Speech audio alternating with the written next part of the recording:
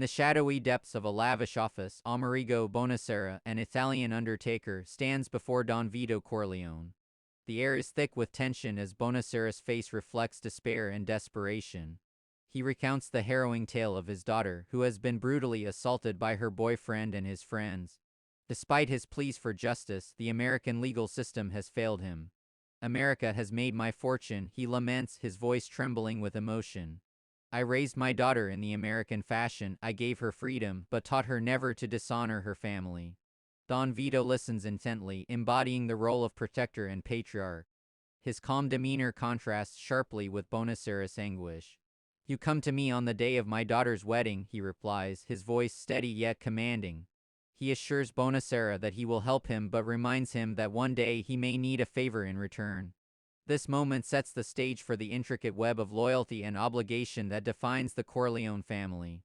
As Bonacera leaves, there's an air of uncertainty. We sense that this encounter will have far-reaching consequences. The scene transitions dramatically to a vibrant wedding celebration for Connie Corleone. Joy fills the air as laughter echoes and music flows like wine. Guests dance exuberantly under twinkling lights adorned with flowers, creating an atmosphere of festivity and warmth. At the center of it all sits Don Vito Corleone, surrounded by family and friends. His presence commands respect. Among the guests are Don Vito's sons. Sonny, whose fiery temper often leads him into trouble, Frito, who struggles to assert himself, and Michael, the youngest son who has just returned from World War II with his girlfriend, Kay Adams. Michael stands apart from the festivities, embodying a sense of detachment from his family's criminal legacy. As guests approach Don Vito to pay their respects and seek favors, whether it's arranging marriages or settling disputes, we witness his role as a protector of the community.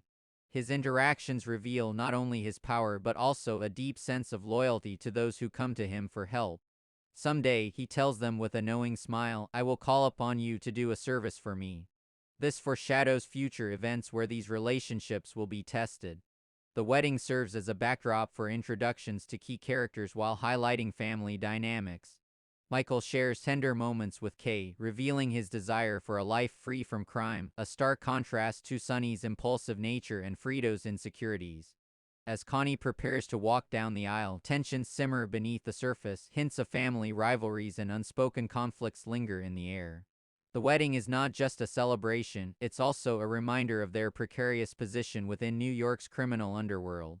After the wedding festivities conclude, we shift to Don Vito's office where critical decisions are made.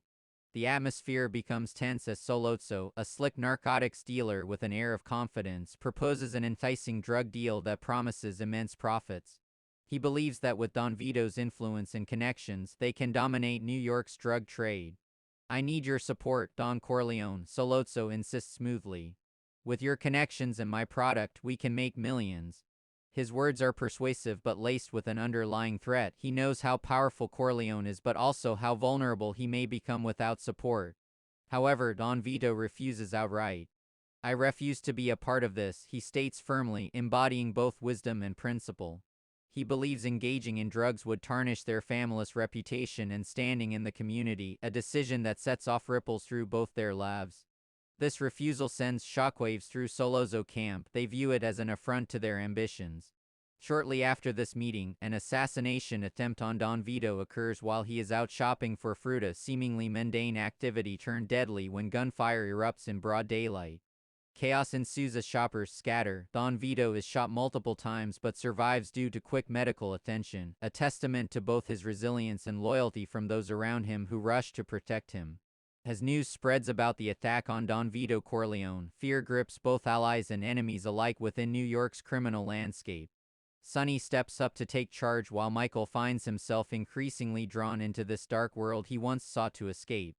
Michael visits his father in the hospital but discovers that even there danger lurks. Rival gangs are eager to capitalize on their weakened state. This realization ignites something within Michael. He understands that protecting his family requires more than mere distance from crime. It demands action.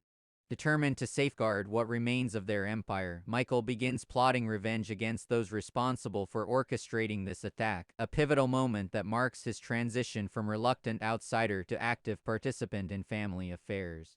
With tensions escalating around them, Michael devises a plan to eliminate Sollozzo and corrupt police officer McCluskey, who was involved in orchestrating the attack on Don Vito.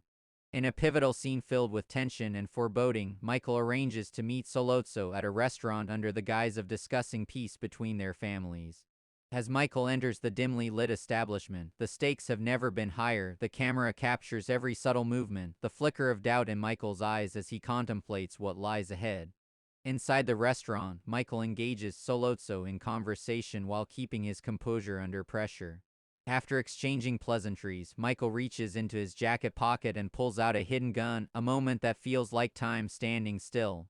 In one swift motion filled with tension and finality, Michael executes both Sollozzo and McCluskey in cold blood.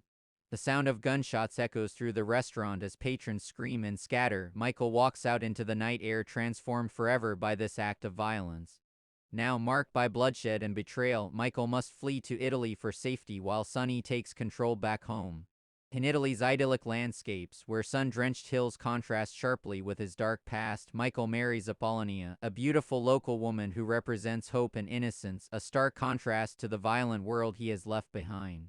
However, tragedy strikes when Apollonia is killed in a car bomb intended for Michael himself, an act of vengeance that shatters any remnants of innocence left within him. This devastating loss hardens him further. It marks not just a personal tragedy but also signifies his complete transformation into a ruthless leader within the Corleone family. Back in America, Sonny faces increasing pressure from rival families eager to exploit their weakened state following Don Vito's attack. In an explosive confrontation at a toll booth, a scene rife with tension, Sonny is brutally murdered in an ambush orchestrated by Barzinen's men during an ill-fated meeting meant to negotiate peace. The news hits Michael like a thunderbolt upon returning home. It propels him deeper into darkness as grief fuels his desire for revenge against those responsible for tearing apart his family. With Sonny gone and his father recovering from surgery, Michael returns home with newfound resolve, a man transformed by loss and betrayal. He begins plotting revenge against those responsible for Sonny's death while consolidating power within what remains of their empire.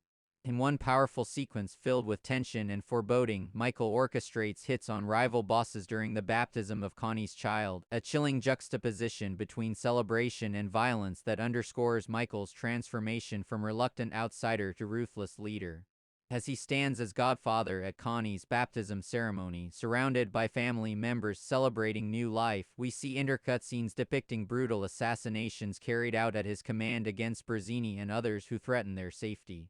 "It's not personal, it's strictly business," he declares coldly as he embraces this new identity, a statement that reverberates through time as one of cinema's most memorable lines. The film concludes with Michael fully embracing his role as the new Godfather. As Kay Adams approaches him with concern about what has transpired, her voice filled with anxiety, she realizes how deeply entrenched he has become in organized crime. "Michael? What's going on?" she asks anxiously. Michael coldly assures her everything is fine while shutting her out from his criminal world, a poignant moment that signifies both personal sacrifice and loss of innocence. In the final scene, we see him being called Godfather by Tom Hagen as he sits back in his chair, a powerful image that encapsulates Michael's transformation and legacy within the family.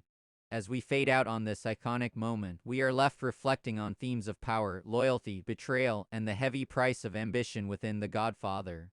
It's not just a story about crime, it's about family and what one will do to protect it at any cost.